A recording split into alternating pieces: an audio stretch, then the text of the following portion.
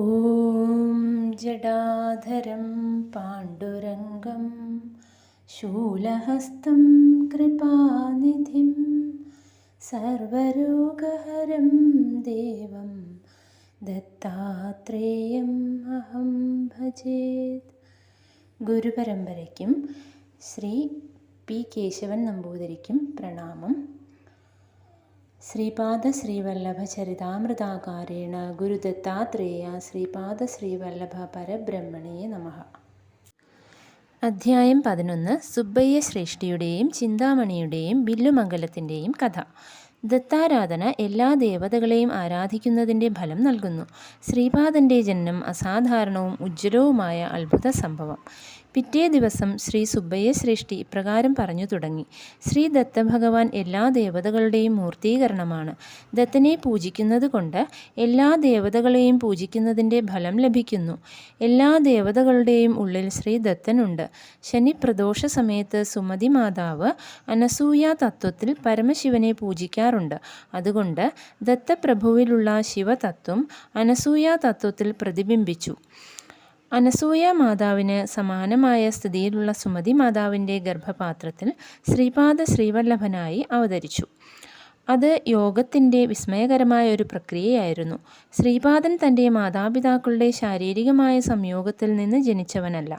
അഗാധമായ യോഗനിഷ്ഠയിൽ ആയിരുന്ന അപ്പലരാജശർമ്മയുടെയും സുമതി മാതാവിൻ്റെയും കണ്ണുകളിൽ നിന്ന് ആവിർഭവിച്ച യോഗജ്യോതികൾ ഒന്നിച്ചു ചേർന്ന് സുമതി മാതാവിൻ്റെ ഗർഭപാത്രത്തിൽ പ്രവേശിച്ചു. 9 മാസം തികഞ്ഞപ്പോൾ സുമതി മാതാവ് പ്രകാശത്തിൻ്റെ തേജോമയമായ ഒരു രൂപത്തെ പ്രസവിച്ചു. പ്രകൃത്യാ ശ്രീപാദൻ പ്രകാശത്തിൻ്റെ ഒരു മനുഷ്യരൂപമായിരുന്നു. 3-ാം വയസ്സ് മുതൽ അദ്ദേഹം അസാധാരണമായ ചില ശക്തികൾ പ്രദർശിപ്പിച്ചിരുന്നു. ശ്രീപാദന് ശേഷം ശ്രീ വിദ്യാധരി, രാധ, സുരേഖ എന്നീ 3 സഹോദരിമാർ പിറന്നു. ശ്രീ വിദ്യാധരി ജനിച്ച ദിവസം ബാപ്പന്നാരിയുടെ അകന്ന ബന്ധുവായ മല്ലാദി രാമകൃഷ്ണ അവധാനി എന്ന ഒരു മഹാപണ്ഡിതൻ അവരുടെ ഗൃഹത്തിൽ വന്നു. അദ്ദേഹത്തിന് ചന്ദ്രശേഖരൻ എന്ന ഒരു മകനുണ്ടായിരുന്നു. ഖണ്ഡികോട കുടുംബത്തിൽ മഹാലക്ഷ്മി ജനിച്ചു. അവൾ മല്ലാദി കുടുംബത്തിൽ പുത്രവധുവായി വരുന്നത് നല്ലതായിരിക്കും എന്ന് ബന്ധുക്കളെല്ലാവരും ഐകകണ്ഠേന അഭിപ്രായപ്പെട്ടു. തൻ്റെ സഹോദരി വിദ്യാധരിയെ ചന്ദ്രശേഖരന് വിവാഹം കഴിച്ചു കൊടുക്കുന്നത് നന്നായിരിക്കുമെന്ന് ശ്രീപാദനും പറഞ്ഞു. ശ്രീപാദൻ്റെ ഇംഗിതങ്ങൾ സ്വയമേവ സഫലമാകുന്നു. അദ്ദേഹത്തിൻ്റെ നിശ്ചയം കടുത്ത വജ്രം പോലെ ഉറപ്പുള്ളതാണ്.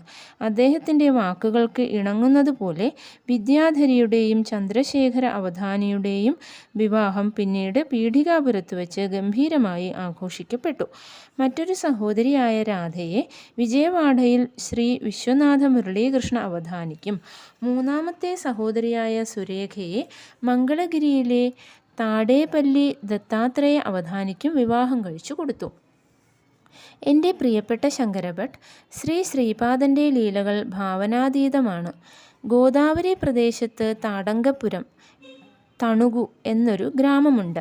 അവിടെ വാജപേയം, പൗണ്ടരീകം മുതലായ മഹത്തായ യജ്ഞങ്ങൾ ചെയ്തിട്ടുള്ള പരമപവിത്രമായ ഒരു കുടുംബമുണ്ട്. വാജപേയ യാജുല എന്നാണ് അതിൻ്റെ പേര്. പീഠികാപുരത്തെ മല്ലാദി കുടുംബവും തണുക്കുവിലെ വാജപേയ യാജുല കുടുംബവുമായി അടുത്ത ബന്ധങ്ങളുണ്ട്. എങ്കിലും വാജപേയ യാജുല കുടുംബം ഇതം ബ്രാഹ്മ്യം ഇതം ക്ഷാത്രം എന്ന സിദ്ധാന്തത്തിൽ വിശ്വസിക്കുന്നു. അവർ വസിഷ്ഠൻ, ശക്തി, പരാശരൻ എന്നീ 3 ഋഷിമാർ ഉൾപ്പെടുന്ന പരാശര ഗോത്രത്തിൽ പെടുന്നു. അവർ ഋഗ്വേദികളാണ്. മല്ലാദി കുടുംബം യജുർവേദികളാണ്. കർണാടക രാജ്യത്ത് കുട്ടികളെ ശരിയായി ഋഗ്വേദം പഠിപ്പിക്കുവാൻ കഴിവുള്ള ആചാര്യന്മാർ ഉണ്ടായിരുന്നില്ല. ഈ സന്ദർഭത്തിൽ തണുക്കുവിൽ നിന്ന് വാജപേയ യാജുല മായണാചാര്യലു ക്ഷണിക്കപ്പെടുകയും അദ്ദേഹം കർണാടകത്തിലെ ഹോയസാലയിലേക്ക് താമസം മാറ്റുകയും ചെയ്തു. അപ്പോൾ മുതൽ അവർ ഹോയസാല ബ്രാഹ്മണർ എന്ന് വിളിക്കപ്പെട്ടു. അവർ ബ്രാഹ്മണരുടെയും ക്ഷത്രിയരുടെയും ജോലി ഒരേപോലെ അനായാസമായി ഏറ്റെടുത്തു. അവർ സനാതനധർമ്മത്തെ സംരക്ഷിക്കുവാനായി വളരെ ബുദ്ധിമുട്ടുകൾ സഹിച്ചു. മായണാചാര്യലുവിന് 2 പുത്രന്മാരുണ്ടായിരുന്നു. ഒരാൾ മാധവാചാര്യ, മറ്റേയാൾ സായണാചാര്യ. 2 പേരും വളരെ ഉയർന്ന കഴിവുള്ളവരായിരുന്നു. സായണാചാര്യൻ വേദങ്ങൾക്ക് ഭാഷ്യങ്ങൾ എഴുതി. മാധവാചാര്യൻ ശ്രീ ലക്ഷ്മിയുടെ അനുഗ്രഹം നേടുവാനായി തീവ്രമായ തപസ് ചെയ്തു. ശ്രീ മഹാലക്ഷ്മി പ്രത്യക്ഷയായപ്പോൾ അസാധാരണമായ ഒരു വരത്തിനായി അദ്ദേഹം അപേക്ഷിച്ചു. ശ്രീദേവി പറഞ്ഞു, എൻ്റെ പ്രിയപ്പെട്ട കുട്ടി, അത് നിന്റെ ഈ ജന്മത്തിൽ സാധ്യമല്ല. അദ്ദേഹം ഉടനെ പ്രഖ്യാപിച്ചു. മാതാവേ, ഞാൻ സന്യസിക്കുവാൻ പോവുകയാണ്. എനിക്ക് അതൊരു രണ്ടാം ജന്മമായിരിക്കും അല്ലേ? ശ്രീദേവി സമൃദ്ധമായി അനുഗ്രഹം നൽകി. മാധവാചാര്യൻ്റെ സ്പർശം കൊണ്ട് വില കുറഞ്ഞ ലോഹങ്ങൾ സ്വർണമായി. അദ്ദേഹം വിദ്യാരണ്യ മഹർഷിയാണ്. ശ്രീപാദൻ അദ്ദേഹത്തെ അനുഗ്രഹിച്ചു. അദ്ദേഹമാണ് ഋഷിമാരുടെ പരമ്പരയിൽ 3-ാം തലമുറയിൽ ശ്രീകൃഷ്ണ സരസ്വതിയായി ജനിക്കുക.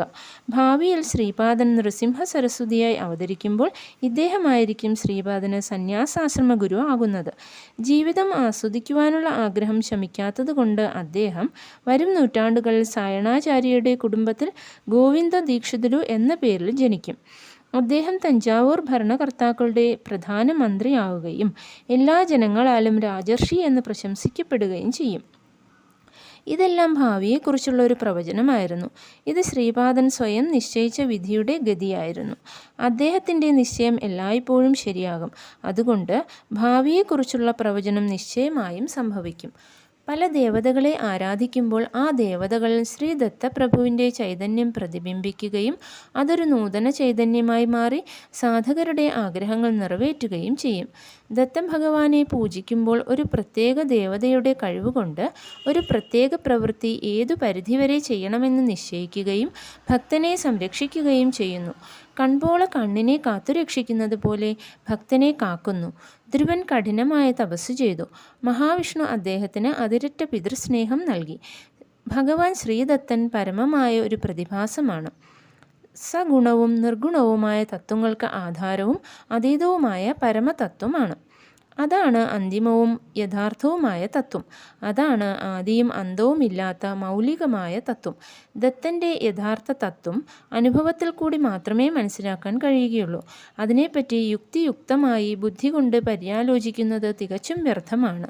ശ്രീപാദ ശ്രീവല്ലഭ അവതാര രഹസ്യം ഒരു കാര്യം നടത്തുവാനോ നടത്താതിരിക്കുവാനോ മറ്റൊരു വിധത്തിൽ നടത്തുവാനോ ഉള്ള അതിൻ്റെ സാർവത്രികമായ കഴിവാണ്. ശ്രീപാദ തത്വം. താൻ സ്വയം ദത്താത്രേയനാണെന്ന് പ്രസ്താവിച്ച ശ്രീപാദൻ അദ്ദേഹത്തിൻ്റെ വീട്ടിൽ കാലാഗ്നിശമന ദത്തനെ പൂജിച്ചിരുന്നു. ഇതിനെക്കുറിച്ച് അസ്വസ്ഥനായിരുന്ന ബാപ്പനാര്യ ഒരിക്കൽ ശ്രീപാദനോട് ചോദിച്ചു, എൻ്റെ കുട്ടി ശ്രീപാദ, നീ ദത്തനാണോ അതോ ശ്രീദത്തൻ്റെ ഉപാസകനാണോ? അപ്പോൾ ശ്രീപാദൻ മറുപടി പറഞ്ഞു, ഞാൻ ദത്തനാണെന്ന് പറയുമ്പോൾ ഞാൻ ദത്തനാവുകയാണ്. ഞാൻ ദത്തൻ്റെ ഉപാസകനാണെന്ന് പറയുമ്പോൾ ഞാൻ ദത്തൻ്റെ ഉപാസകനാവുകയാണ്. ഞാൻ ശ്രീപാദ ശ്രീവല്ലഭനാണെന്ന് ദൃഢമായി പറയുമ്പോൾ ഞാൻ ശ്രീപാദ ശ്രീവല്ലഭനാവുകയാണ്. ഞാൻ ആഗ്രഹിക്കുന്നതെല്ലാം സംഭവിക്കുന്നു. ഞാൻ എന്ത് ആഗ്രഹിക്കുന്നുവോ അതായി തീരുകയാണ്. ഇതാണ് എൻ്റെ തത്വം. മുത്തച്ഛന് ഇതെല്ലാം കുഴക്കുന്ന കാര്യമായിരുന്നു. ശ്രീപാദൻ പറഞ്ഞു, മുത്തച്ഛ, നമ്മൾ രണ്ടുപേരും ഒന്നാണ്. അടുത്ത ജന്മത്തിൽ അങ്ങയോട് വളരെയധികം സാദൃശ്യമുള്ള ഒരു ശരീരത്തോടെ ആയിരിക്കും ഞാൻ അവതരിക്കുന്നത്. അങ്ങേക്ക് സന്യാസാശ്രമം സ്വീകരിക്കാൻ ശക്തമായ ആഗ്രഹമുണ്ട്. അങ്ങ് ഈ ജന്മത്തിലോ അടുത്ത ജന്മത്തിലോ ഒരു സന്യാസിയാകണമെന്ന് ഞാൻ ആഗ്രഹിക്കുന്നില്ല. എല്ലാ തരത്തിലും കൃത്യമായി അങ്ങയെപ്പോലെയുള്ള ഒരു ശരീരവുമായി ജനിച്ച് അങ്ങയുടെ കർമ്മബന്ധനങ്ങളും സ്വാധീനങ്ങളും ഉന്മൂലനം ചെയ്യണമെന്ന് ഞാൻ ആഗ്രഹിക്കുന്നു. ഇങ്ങനെ പറഞ്ഞ് ശ്രീപാദൻ മുത്തച്ഛൻ്റെ ഭ്രൂമധ്യത്തിൽ നെറ്റിയിൽ 2 പുരികങ്ങൾക്കും ഇടയിലുള്ള ഭാഗത്ത് പതുക്കെ തൊട്ടു. അത് കൂടസ്ഥ ചൈതന്യത്തിൻ്റെ ഇരിപ്പിടമാണ്. ഏതാനും നിമിഷങ്ങൾ അദ്ദേഹം ബാബാജിയെ ഹിമാലയത്തിൽ സ്വസ്ഥമായി തപോനിദ്രയിൽ ഇരിക്കുന്നതായി കണ്ടു. അല്പസമയത്തിനു ശേഷം മഹാതീർത്ഥാടന കേന്ദ്രമായ പ്രയാഗയിൽ ത്രിവേണി സംഗമസ്ഥാനത്ത് ബാബാജി കുളിക്കുന്നതായി കണ്ടു. പിന്നീട് ശ്രീപാദൻ്റെ രൂപം കണ്ടു. ആ രൂപം പിന്നീട് കുക്കുടേശ്വര ക്ഷേത്രത്തിലെ സ്വയംഭൂദത്തനോട് ചേർന്നു. അതിൽ നിന്ന് ഒരു അവധൂതൻ പുറത്തു വന്നു. തൻ്റെ മകൾ അഖണ്ഡലക്ഷ്മി സൗഭാഗ്യവതി സുമതി മഹാറാണി ആ അവധൂതന് ഭിക്ഷ കൊടുത്തു. ആ അവധൂതൻ ശ്രീപാദ ശ്രീവല്ലഭ രൂപമെടുത്ത് സുമതി മഹാറാണിയുടെ മടിയിൽ കിടന്നു. ആ കുട്ടി അവരുടെ മടിയിൽ നിന്ന് എഴുന്നേറ്റ് 16 വയസ്സുള്ള ഒരു ചെറുപ്പക്കാരനായി. ആ ചെറുപ്പക്കാരൻ തന്നെ സൂക്ഷിച്ചു നോക്കി. കൃത്യമായി തന്നെ പോലുള്ള ഒരു രൂപമെടുത്തു. എന്നാൽ അദ്ദേഹം ഒരു സന്യാസിയായി കാണപ്പെട്ടു. അദ്ദേഹം 2 പുണ്യനദികളുടെ സംഗമസ്ഥലത്ത് സ്നാനം ചെയ്ത് ശിഷ്യന്മാരോടുകൂടി രാജകീയ പ്രൗഢിയോടെ നടന്നു. ആ സന്യാസി തന്നെ നോക്കി പറഞ്ഞു, അങ്ങ് ഞാൻ ആരാണെന്ന് ആലോചിക്കുകയാണെന്ന് തോന്നുന്നു. ഞാൻ നൃസിംഹ സരസ്വതിയാണ്. ഇത് ഗന്ധർവപുരമാണ്. ഇപ്രകാരം പറഞ്ഞ നിമിഷങ്ങൾക്കകത്ത് അദ്ദേഹം തൻ്റെ മേൽവസ്ത്രം നദിയിലേക്ക് ഇട്ട് അതിന്മേലിരുന്ന് ശ്രീശൈലത്ത് എത്തി. കദളീവനത്തിലെ മഹാജനങ്ങളും മഹായോഗികളും അദ്ദേഹത്തിൻ്റെ മുമ്പിൽ നമസ്കരിച്ചു. അവരെല്ലാം പ്രാർത്ഥിച്ചു, മഹാപ്രഭു, നൂറ്റാണ്ടുകളായി ഞങ്ങൾ അങ്ങയുടെ വരവിനായി തപസ് ചെയ്യുകയായിരുന്നു. ഞങ്ങളെ അനുഗ്രഹീതരാക്കിയാലും. കൗപീനം മാത്രം ധരിച്ച് വളരെ വർഷങ്ങൾ തപസ്സു ചെയ്ത അദ്ദേഹം ഒരു വൃദ്ധനായി തോന്നിച്ചു. അത്യന്തം തീക്ഷ്ണമായി ബാപ്പനാരിയെ നോക്കിക്കൊണ്ട് അദ്ദേഹം തൻ്റെ പേര് സ്വാമി സമർത്ഥൻ എന്നാണെന്ന് പറഞ്ഞു. അല്പസമയത്തിന് ശേഷം ശരീരം ഉപേക്ഷിച്ച് അദ്ദേഹം തൻ്റെ പ്രാണശക്തിയെ ഒരു ആൽമരത്തിലേക്ക് ചേർത്തു.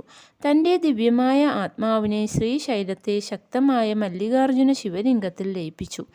അത്യധികം ഓജസ്സുള്ള ശിവലിംഗത്തിൽ നിന്ന് ഇടിമുഴക്കം പോലുള്ള അഗാധമായ ശബ്ദം ഇപ്രകാരം പറഞ്ഞു: ബാപ്പനാര്യ, അങ്ങ് തീർച്ചയായും ഭാഗ്യവാനാണ്.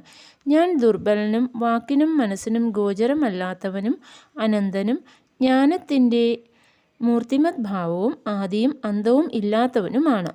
അങ്ങയുടെ ക്രിയായോഗ ശക്തി കൊണ്ട് അങ്ങ് എന്നെ ശക്തിപാദത്തിൽ കൂടി സൂര്യമണ്ഡലത്തിൽ നിന്ന് കൊണ്ടുവരികയും ജ്യോതിർലിംഗത്തിലേക്ക് ആഗിരണം ചെയ്യുകയും ചെയ്തു.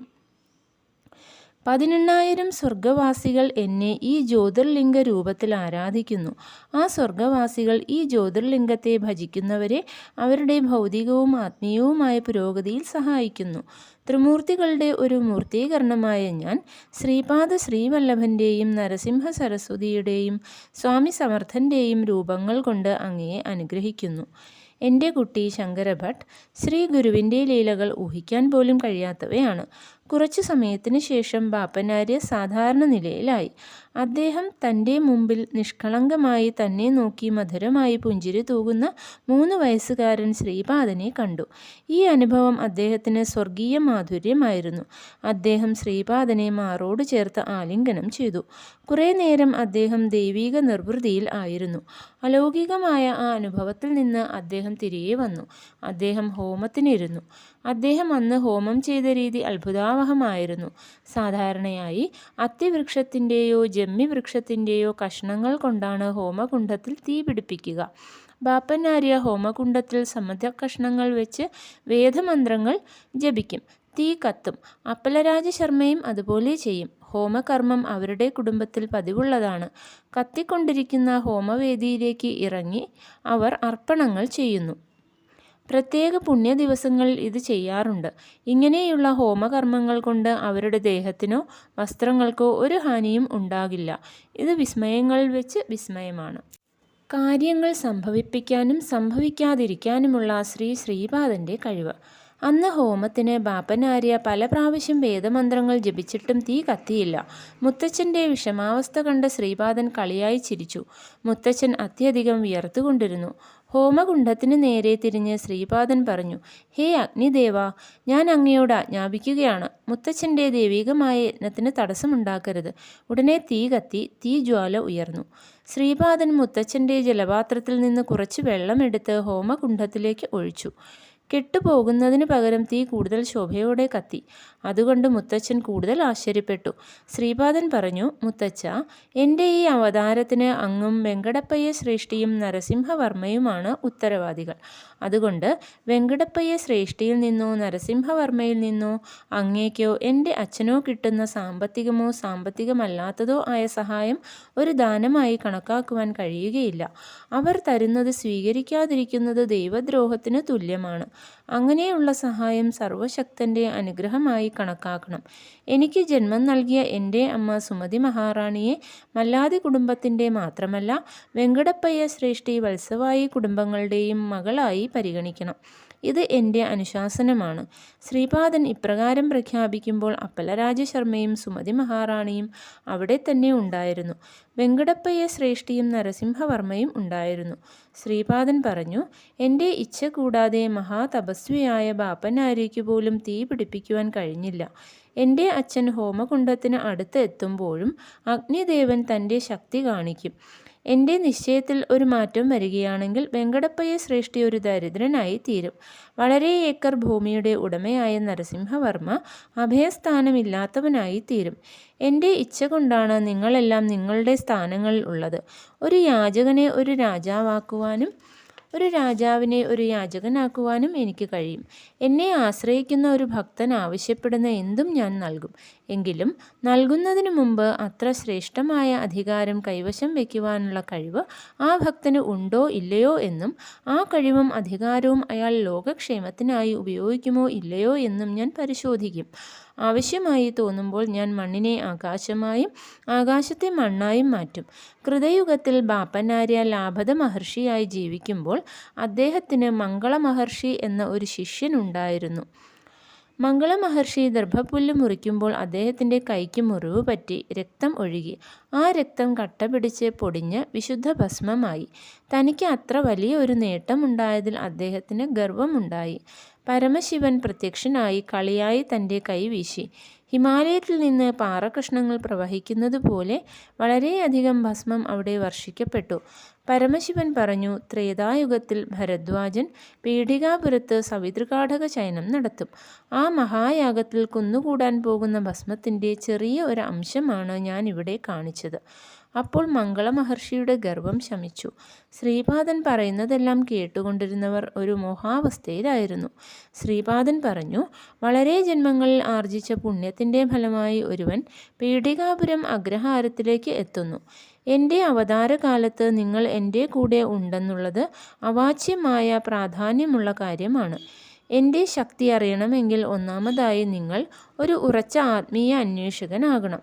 എന്നാൽ മാത്രമേ നിങ്ങൾക്ക് എൻ്റെ ശക്തിയും സഹാനുഭൂതിയും സ്നേഹവും സംരക്ഷണവും പാപവിമുക്തിയും അനുഭവപ്പെടുകയുള്ളൂ. എൻ്റെ ജന്മസ്ഥാനമായ ബാപ്പനാര്യയുടെ ഗൃഹത്തിൽ എൻ്റെ പാദുകങ്ങൾ പ്രതിഷ്ഠിക്കപ്പെടും. ഞാൻ പ്രഭാതത്തിൽ പീഠികാപുരത്ത് എൻ്റെ അമ്മയായ സുമതിയുടെ മടിയിൽ കിടന്ന് പാൽ കുടിക്കും. ഉച്ചയ്ക്ക് ചെറിയ ഉരുളകൾ തന്ന് അമ്മ എന്നെ ഊട്ടും. രാത്രിയിൽ അമ്മയുടെ മടിയിലിരുന്ന് ഹൽവ തിന്നും. പീഠികാപുരത്തുള്ളതുപോലെ ഞാൻ നൃസിംഹ സരസ്വതിയുടെ രൂപത്തിൽ ഗന്ധർവപുരത്ത് ഉണ്ടായിരിക്കും. ഉച്ചയ്ക്ക് അതേ സമയത്ത് ഞാൻ ഗന്ധർവപുരത്ത് ഭിക്ഷയെടുക്കും. അകക്കണ്ണിന് കാഴ്ചയുള്ളവർക്കെല്ലാം ഇതെല്ലാം കാണാൻ കഴിയും. മഹാപുരുഷന്മാരും മഹായോഗികളും അന്യദേശങ്ങളിൽ നിന്നുള്ള ജനങ്ങളും ഉറുമ്പുകളുടെ വരികൾ പോലെ വരിവരിയായി എൻ്റെ ദർശനത്തിനായി എൻ്റെ ദർബാറിലേക്ക് വരുന്നു. അവർ ദത്ത ദിഗംബര, ശ്രീപാദ ശ്രീവല്ലഭ ദിഗംബര, നൃസിംഹ സരസ്വതി ദിഗംബര എന്ന് പാടിക്കൊണ്ട് തന്മയത്വമായി നൃത്തം ചെയ്യുന്നു. ഞാൻ അനുമതി കൊടുക്കുന്ന ഉടനെ കർത്തവ്യ കർമ്മങ്ങൾ ചെയ്യപ്പെടുന്നു. എൻ്റെ പേരിൽ വലിയൊരു സംസ്ഥാനം രൂപീകരിക്കപ്പെടും. എൻ്റെ സ്വാധീനം വർദ്ധിക്കുമ്പോൾ അവിടെ ഒരു പശുക്കുളമ്പിൻ്റെ വലിപ്പമുള്ള ഭൂമി പോലും വാങ്ങിക്കുവാൻ ബുദ്ധിമുട്ടാകും. ആവശ്യം വന്നാൽ പീഠികാപുരത്ത് എൻ്റെ സ്വന്തം എന്ന് കരുതുന്നവരെ പോലും ഞാൻ തലമുടിക്ക് പിടിച്ചു വലിച്ച് എറിഞ്ഞുകളയും. എൻ്റെ തീരുമാനത്തിനെതിരായി എത്ര വലിയ ധനികനായാലും എത്ര വലിയ യോഗിയായാലും ആർക്കും പീഠികാപുരത്തെ എൻ്റെ സംസ്ഥാനത്തിലേക്ക് വരുവാൻ കഴിയുകയില്ല. ഇത് സത്യവും സ്ഥിരീകരിക്കപ്പെട്ടതുമാണ്. എൻ്റെ യഥാർത്ഥ തത്വത്തെ മനസ്സിലാക്കി സന്തുഷ്ടരായിരിക്കൂ. ഈ അവസരം ഇനിയൊരിക്കൽ ഉണ്ടാവുകയില്ല. മനുഷ്യൻ അറിയുന്ന എല്ലാ ദേവതകളുടെയും ശക്തി എന്നിലാണ് ഉള്ളത്. ആരെങ്കിലും എനിക്ക് ദക്ഷിണ നൽകിയാൽ അതിനെ 100 ഇരട്ടിയാക്കി സമയമാകുമ്പോൾ ഞാൻ തിരികെ നൽകും. പണം സമ്പാദിക്കുന്നത് ധർമ്മത്തെ ലംഘിക്കാതെ ആയിരിക്കണം. ധർമ്മത്തെ ലംഘിക്കാതെ ആഗ്രഹങ്ങൾ സാധിക്കാൻ കഴിയും. ധർമാനുസാരിയായ പ്രവൃത്തികൾ ചെയ്തുകൊണ്ട് മോഹത്തെ നശിപ്പിക്കുവാൻ കഴിയും. മോഹങ്ങൾ നശിക്കുമ്പോൾ മുക്തി കൈവരുന്നു. ശ്രീപാദരാജം ശരണം പ്രപദ്യേ.